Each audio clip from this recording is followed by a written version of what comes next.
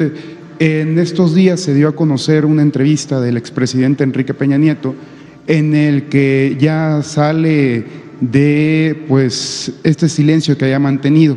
El expresidente Peña comentó que sostuvo incluso una llamada con usted el 15 de diciembre del 2023, conocer si este dato pues es cierto, presidente, y también su punto de vista sobre este silencio que ya rompió el expresidente Peña. Platica en esta entrevista que ha sostenido conversaciones con el expresidente Salinas de Gortari y con el expresidente Zedillo. Conocer, presidente, su punto de vista, si esto es un tema político, obedece a los tiempos electorales, conocer al respecto su opinión, presidente. Gracias. Bueno, eso sí es importante porque tiene todo el derecho de expresarse. Yo no hablé con él hasta después de la elección, ya que fui presidente electo. Hablamos, creo que en 2 o en 3 ocasiones. Personalmente estuve aquí en 2 ocasiones y luego lo invité a la casa y comimos 3 veces. Y por teléfono en ese entonces sí, como 2 o 3 veces, porque estábamos viendo lo del tratado y lo de la transición. Eso es básicamente, ¿no? Y platicamos, incluso aquí lo cuento, pues en la elección del 18, en la parte de cómo estuvo la elección del 18 y cómo le agradecía a él que, a diferencia de Fox y de Calderón, no se metieron abiertamente para influir en la elección en contra mía. Fox hasta lo reconoce, lo ha confesado cínicamente. Y además se probó una vez, y aquí también está, se presentó una denuncia porque salían de Los Pinos mensajes y la autoridad competente en ese entonces aseguró que sí, se había demostrado que salían esos mensajes en contra mía, la guerra sucia, el López Obrador o Andrés Manuel, un peligro para México, salían de Los Pinos, millones de mensajes, pero que la ley no establecía una sanción precisa, que la ley establecía, aquí lo explico, que solo se podía castigar si era en beneficio de un candidato, pero como no era en beneficio de ningún candidato, supuestamente, en abstracto, pues no se podía castigar. Así que aquí está la resolución incluso. Y con Calderón pues lo mismo, porque se presentó una denuncia por gastos excesivos de campaña del presidente Peña cuando fue candidato, y él tenía toda la información y no entregaron la información. Y el Instituto Electoral, no sé quién estaba entonces, fueron los mismos, terminaron resolviendo que quien se había excedido en el gasto habíamos sido nosotros, no el licenciado Peña. Pasa el tiempo y viene lo de Odebrecht y el director de Pemex pues declara de que habían recibido dinero porque él estaba en la campaña del licenciado Peña, de Odebrecht, pero ya eran hechos ya consumados. A diferencia de eso, cuando está de presidente el licenciado Peña, van a verlo los de la mafia del poder, a convencerlo para que se unan, porque yo creo que esto sí lo podemos decir. Cuando nos robaron la presidencia en el 2006, se unieron 2 partidos y el partido que postuló a Calderón fue apoyado por otro partido y así se consumó el fraude. 6 años después, en el 12, el partido que ayudó en el 6 fue apoyado por el PAN. Acuérdense ustedes que Fox no votó ni siquiera por la candidata de su partido, que era la señora Josefina Vázquez Mota, llamó a votar por el licenciado Peña Nieto. Entonces, como ya venían haciendo ese acuerdo, esos enjuagues, cuando viene la elección del 18 y empezamos nosotros a crecer, pues ya estaban envalentonados y además ya sabían cuál era el camino, ¿no? Unirse. Entonces fueron a ver al licenciado Peña, aquí está en el libro, a decirle que de los 2 que habían, declinara uno y que se unieran. Pero no sé si el licenciado Peña hable de eso. Este grupo que estaban muy engallados, muy empoderados, que se decían los dueños de México, ningunearon al licenciado Peña siendo presidente, porque hubo la reforma fiscal y no les gustó, porque perdieron privilegios.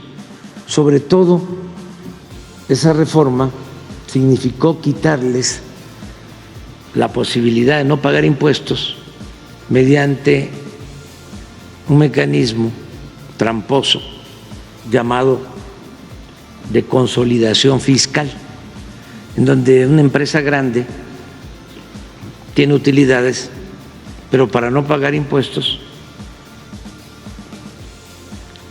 constituye 5 o 10 empresas donde supuestamente pierde. Entonces, al distribuirse o al contabilizarse ganancias y pérdidas, termina en cero y ya no paga.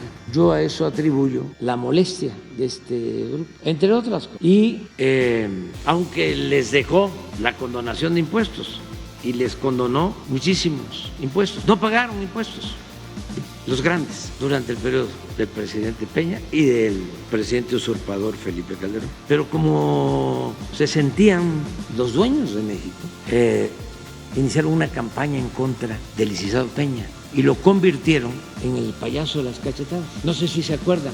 O sea, todo esto para los jóvenes, porque como ya de esto no se habla, ni modo que van a encontrar esta información en el Reforma, que fue uno de los periódicos que usaron para ningunear, para golpear al presidente Peña. Al grado que el presidente Peña termina con una aceptación, creo que del 25, del 30%.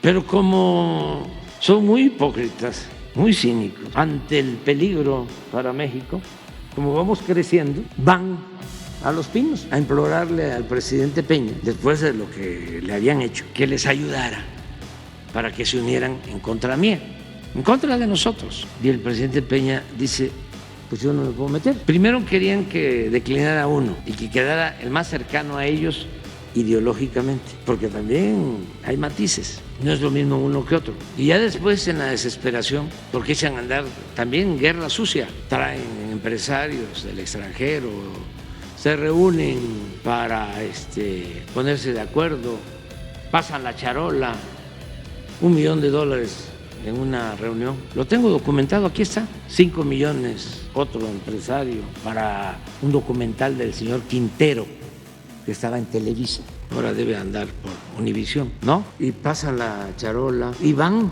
y fíjense, en la desesperación, dicen no, y van todavía, y le proponen a Eugenio Derbez que quitaban a los dos, y mi garganta profunda me dice eso, y digo, lo voy a poner, pero en el libro, porque yo no puedo decir mentiras, pero voy a cuidar de que no tengo elementos, pero que se dice. Y resulta que hace poco Eugenio Derbez dice que es cierto.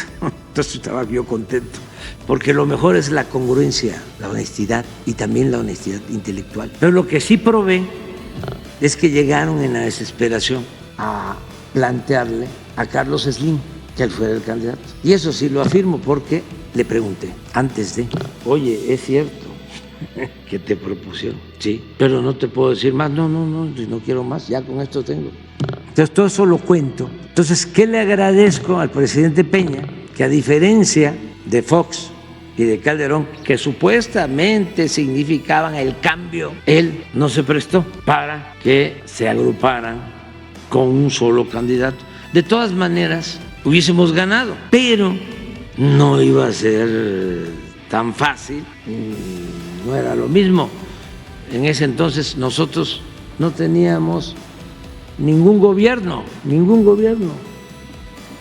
Habíamos obtenido en la elección intermedia, creo que 8% de votación. Fue a pulso, puro pueblo.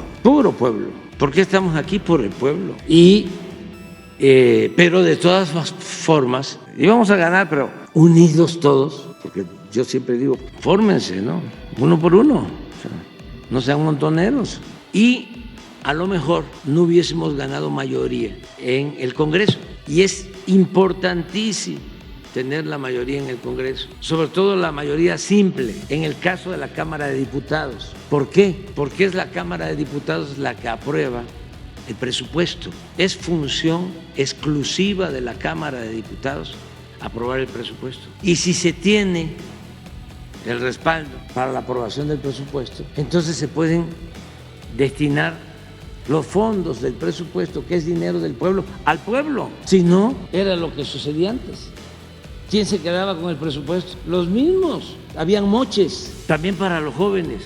Algo increíble. Los diputados que no tienen función para ejecutar obras recibían presupuesto. Si el diputado está para legislar, pues les daban a los diputados sus oficios de inversión. Manejaban el presupuesto para construir, reparar calles, banquetas, unidades deportivas, todo el presupuesto de la cultura. Iban los diputados que recibían esos moches con presidentes municipales, con gobernadores. Aquí tengo esto autorizado. Aunque fuese un diputado de la Ciudad de México, podía ir con el gobernador o el presidente municipal de cualquier municipio, cualquier estado. Nada más que le decía al diputado, necesito el 10%, el moche. Si no me vas a dar el 10%, no te preocupes, no me des nada, solo que yo te recomiendo a la empresa constructora, la que va a hacer la obra. Así era, pero hace 6 años. Al grado que esa eminencia de la política económica, de la tecnocracia, que es el licenciado Carstens, fue 3 años secretario de Hacienda y 3 años consecutivos sacó por unanimidad el presupuesto. Todos los diputados votaron. 3 años consecutivos. Un mago.